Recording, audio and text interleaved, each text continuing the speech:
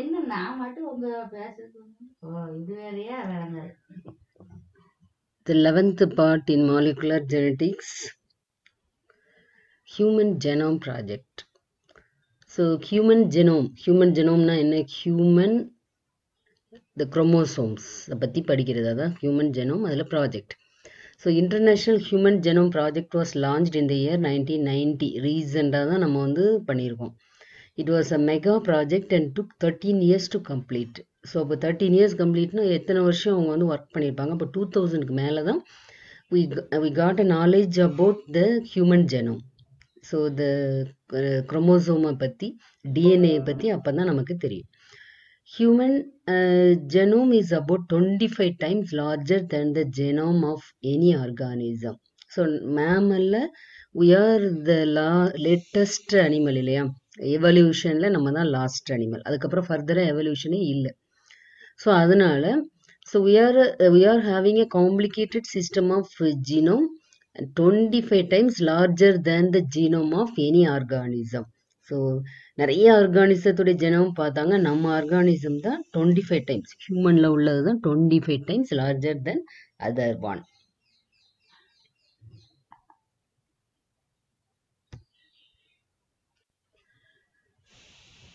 சரி, human genome sequencing எப்படி அவங்க வந்து ஹியூமன் ஜெனோமை எடுப்பாங்க?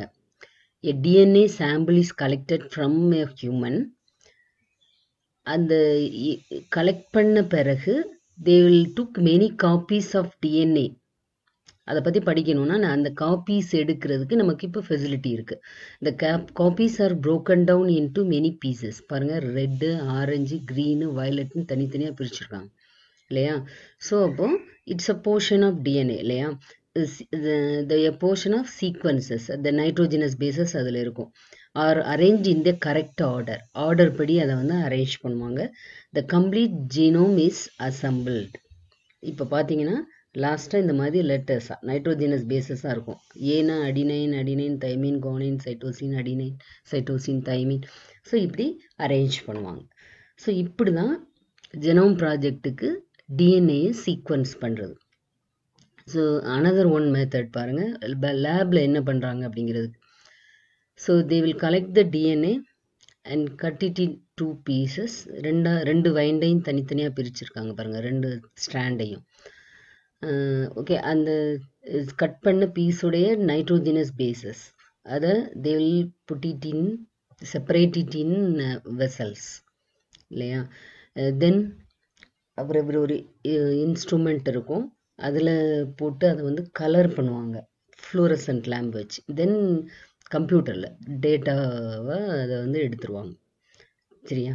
ஸோ இப்படி தான் அதை வந்து என்ன செய்கிறாங்க, கட் பண்ணுறாங்க. But we are not using a scissor.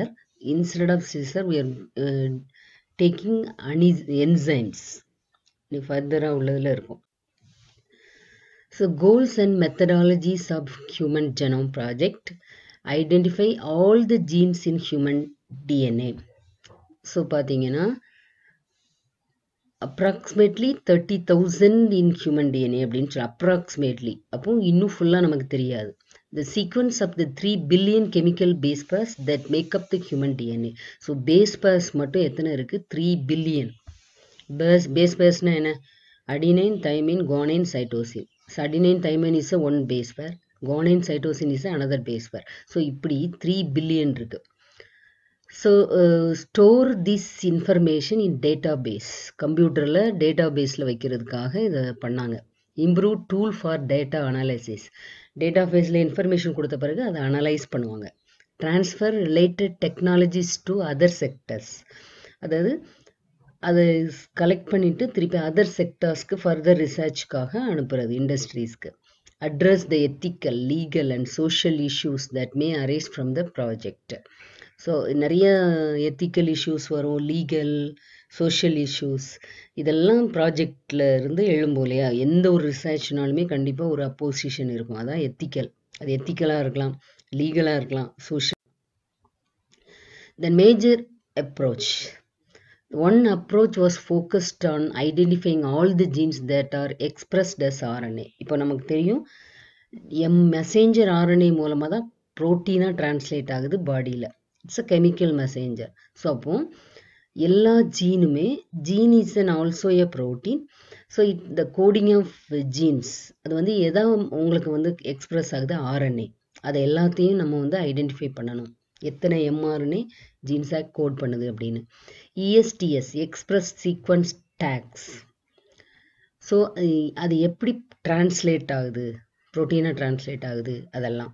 இப்போ நம்ம வந்து ஒரு சிங்கிள் ஜீன் எப்படி காப்பி ஆகுது, எப்படி டிரான்ஸ்லேட் ஆகுதுன்னு லேக் ஆப்ரான்னு வச்சு பார்த்தோம் இல்லையா, அதை மாதிரி அது வந்து ஒரு சிங்கிள் ஆப்ரான்னு நம்ம சொன்னோம். இதை மாதிரி several hundred operons are present in our body. Sequencing the total DNA from a cell is isolated and converted into random fragments of relatively smaller sizes and cloned in suitable coast using specialized vector. நம்ம முன்னாடி பிக்சரில் பார்த்தோம்ல, isolate பண்ணுறாங்க, fragment ஆக்குறாங்க, smaller சைஸஸை பிரிச்சுடுறாங்க. அதில் வந்து நமக்கு நிறைய வேணும். இப்போ எந்த நேரமும் நம்ம வந்து ஒருத்தட்ட வந்து டிஎன்ஏ எடுத்துகிட்டே இருக்க முடியாது. ஸோ அதனால் அதே மாதிரி சேம் காப்பீஸாக க்ரியேட் பண்ணுறதுக்கு க்ளோன் பண்ணுறாங்க. எதில் வச்சு க்ளோன் பண்ணுறாங்கன்னா வெக்டார்ஸ் அதுக்குன்னு இருக்குது. என்ன வெக்டார்ஸ் வச்சு பண்ணுறாங்க அப்படின்னா பாக்டீரியா, ஈஸ்ட்டு மூலமாக இந்த நம்பர் ஆஃப் குரோமோசோம் நம்ம என்ன காப்பீஸ் வேணுமோ அதை வந்து க்ளோன் பண்ணிக்கலாம், எவ்வளோ வேணுமோ அவ்வளோ பண்ணிக்கலாம். ஸோ பேக்குன்னு ஒரு வெக்டார் இருக்குது, யாக்குன்னு ஒரு வெக்டார் இருக்குது. இதெல்லாம் பற்றி நீங்கள் நெக்ஸ்ட் பாட்னியில் படிப்பீங்க, வெக்டார்ஸ்லாம். ஓகேவா? Bacteria which carries human chromosome, அதான் வெக்டார். ஸோ பாக்டீரியாவுக்குள்ளே ஹியூமன் குரோமோசோமை இன்சர்ட் பண்ணி நிறைய காப்பீஸ் க்ரியேட் பண்ணுவாங்க. அதே மாதிரி ஈஸ்ட்டுக்குள்ளே. ஸோ இந்த ஒரு சின்ன வெக்டார் நான் உங்களுக்கு இங்கே காமிச்சிருக்கேன். இதான் வந்து ஈகோலையோட, அதாவது பாக்டீரியாவுடைய பிளாஸ்மிட் டிஎன்ஏ. அதில் உள்ள அந்த பாருங்கள், அந்த ரெட் கலர் போட்டிருக்கா, அந்த ரவுண்ட் போட்டிருக்கா, அந்த இடத்துல ஹியூமன் இதை வந்து என்ன செய்வாங்க, இன்சர்ட் பண்ணுவாங்க. ஸோ அப்புறம் ஒரு 20 மினிட்ஸ் சைக்கிளில், ஸோ அதை கட் பண்ணி எடுக்கிறதுக்கு எண்டோ நியூக்ளியஸ் அப்படிங்கிற ஒரு என்சைம் நம்மகிட்ட இருக்குது. அதை வச்சு கட் பண்ணி எடுத்துகிட்டு அந்த இடத்துல கரெக்டாக ஃபிக்ஸ் பண்ணுவாங்க. Then it is allow it into the bacterial body, and within a 20 minutes it develop a multiple copies of human chromosome. Human Genome Project.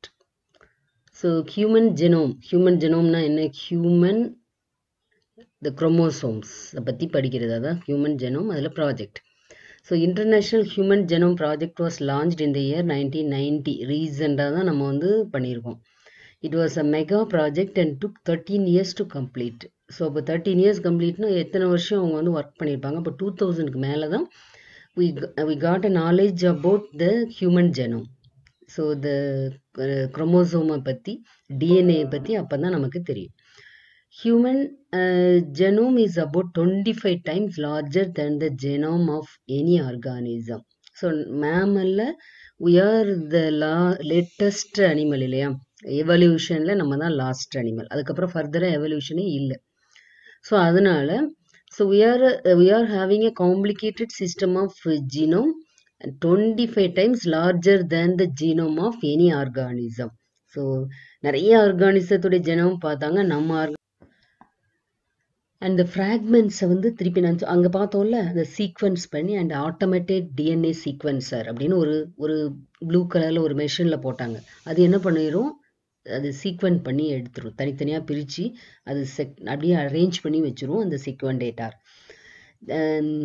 Then overlapping region suppose இருந்துச்சுன்னா, and it was introduced into a super computers, specialized computer based programs, அதில் அனுப்புவாங்க. So the repetitive DNA sequence. So repetitive DNA அப்படின்னா என்ன? they are called micro satellites. So sequencing even longer fragment is by a method called shotgun sequencing using supercomputers. So இந்த டிஎன்ஏயை பிரித்து sequence பண்ணுறதுக்கெல்லாம் super computers இருக்குது. Automated DNA சீக்வெண்டேட்டர், டிஎன்ஏயை தனித்தனியாக பிரித்து அதை வந்து arrange பண்ணுறதுக்கு மெஷினே இருக்குது இப்போ. தென் ஓவர்லாப்பிங் ரீஜன்னா என்ன?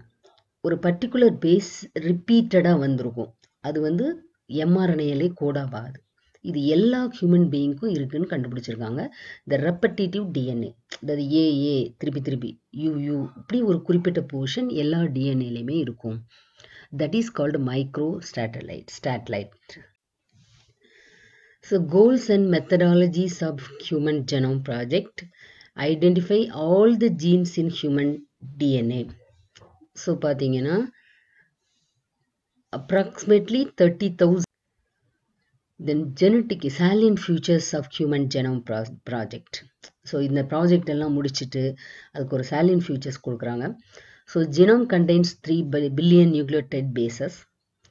So average gene 3000 bases.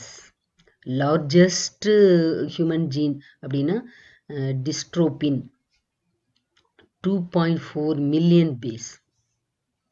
ஓகேவா? ஒரு சிங்கிள் ஜீன், ஒரு ஆப்ரான்ல 3000 பேஸ் இருக்கும் பார்த்துக்கோங்க ஹியூமனை பொறுத்தளவில். ஆனால் இதே இது டிஸ்ட்ரோபின்னு ஒரு ஜீன் இருக்கு, அது வந்து பார்த்தீங்கன்னா 2.4 மில்லியன் பேஸ் இருக்கு. ஓகேவா? So genes are distributed over 24 chromosome. 24 நமக்கு தெரியும்ல, 24 குரோமோசோமில் தான் ஜீன்ஸ் டிஸ்ட்ரிபியூட் ஆகிருக்கு ஹியூமனை பொறுத்தளவில். 19 வந்து ஹை ஜீன் டென்சிட்டி, 13 குரோமோசோமில் உள்ள 13 ஒய் குரோமோசோம்லேயும் லோயஸ்ட் ஜீன் டென்சிட்டி. டோட்டலாக 23 பேர்.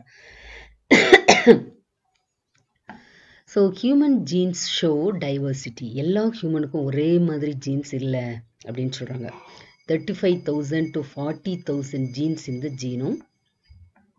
99.9 nucleotide bases are exactly the same in all people. 1% was differ. So இதில் பார்த்தீங்கன்னா நிறைய percentage of genes are unknown. எதுக்கு அந்த ஜீன்ஸ் இருக்குன்னே தெரியலை. ஸோ அந்த மாதிரி கண்டுபிடிச்சிருக்காங்க. 2% of genome codes for protein. So among the கண்டுபிடிச்சதில் ஒன்லி 2% மட்டும்தான் என்ன இருக்குது, அதாவது பாடிக்கு தேவையான ப்ரோட்டீனை கோட் பண்ணக்கூடிய ஜீன்ஸாக இருக்குது இல்லையா? இந்த ரெப்ளிகேஷன், டிரான்ஸ்கிரிப்ஷன், டிரான்ஸ்லேஷன் ப்ராசஸ் செய்கிற ஒரு குறிப்பிட்ட portion. Repetitive sequences have no direct coding function, but they shed light on chromosome structure, dynamics and evolution. Repetitive சொன்னேன்ல, ஸோ சில நைட்ரோஜனஸ் பேசஸ் ரிப்பீட்டடாக ஒரு குறிப்பிட்ட போர்ஷனில் இருக்கும். இது எதுக்கு இருக்குது அப்படின்னு நம்ம பார்த்தோம்னா, there to maintain the chromosome structure and எவல்யூஷனில் அது ரோல் பண்ணுது அப்படின்னு சொல்கிறாங்க. குரோமோசோம் 1ல் மட்டும் 2968 ஜீன்ஸ் இருக்குது. ஒரு சிங்கிள் ஜீனில் எத்தனை பேஸ் இருக்குன்னு நம்ம முன்னாடி பார்த்தோம், 3000. ஸோ அதை மாதிரி ஒரு குரோமோசோமில் மட்டும், ஃபர்ஸ்ட் குரோமோசோமில் 2968 ஜீன்ஸ் இருக்குது. ஒயில் மட்டும் 231 ஜீன்ஸ் இருக்குது. ஓகேவா? So scientist identified 1.4 million locations where single base DNA differences, SNPs அப்படின்னு சொல்கிறாங்க.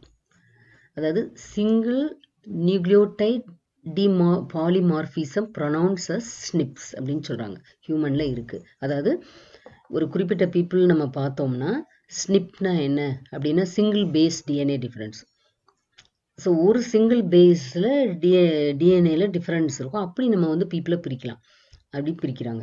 ஸ்னிப்ஸ் is helpful in finding chromosomal location for disease associated sequence and tracing human history. So அந்த ஸ்னிப்ஸை வச்சு தான் ஹியூமன் ஹிஸ்ட்ரி, யார் ஃபர்ஸ்ட் வந்தது, எந்த ஜெனரேஷன் அப்படின்னு நம்ம கண்டுபிடிக்கிறதுக்கு, ட்ரேஸ் அவுட் பண்ணுறதுக்கு அந்த ஸ்னிப்ஸ் வந்து யூஸ் ஆகுது.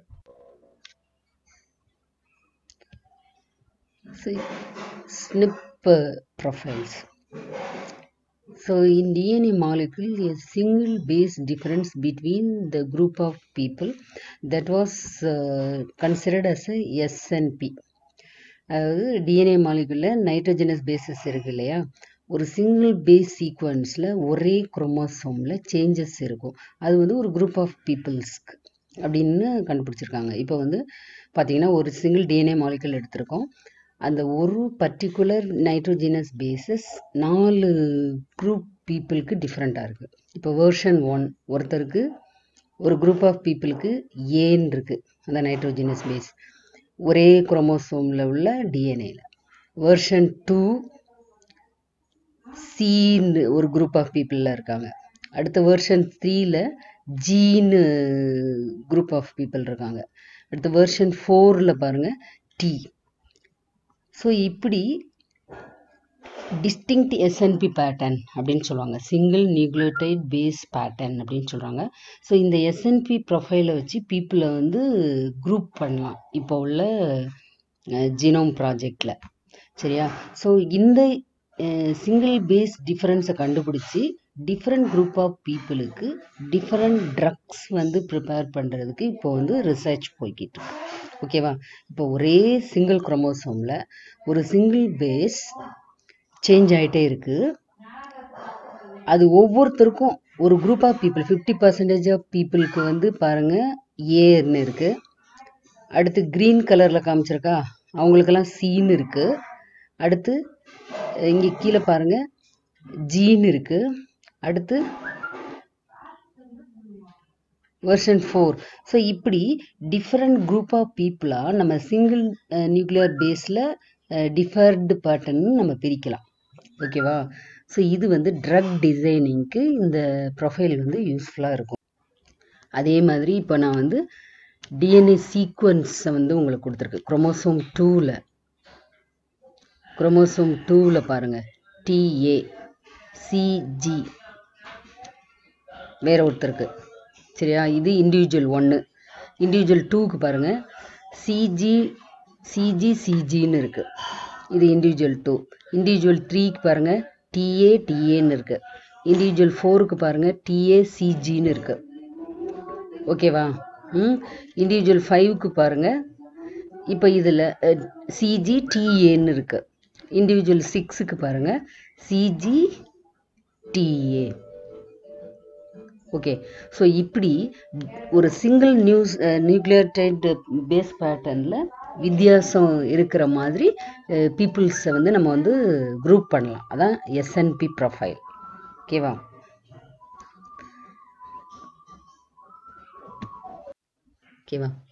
Application and future challenges. So silent futures important and 5 mark question. So all the points you have to study. One genetic sequence becomes easier to determine. Some people may attempt to use this information for profit or for political power. Then insurance companies, people at genetic risk, and this would save the companies the expense of future medical bills incurred by less than perfect people. Okay, another fear is that attempts are being made to breed out certain genes of people from the human population in order to create a perfect race.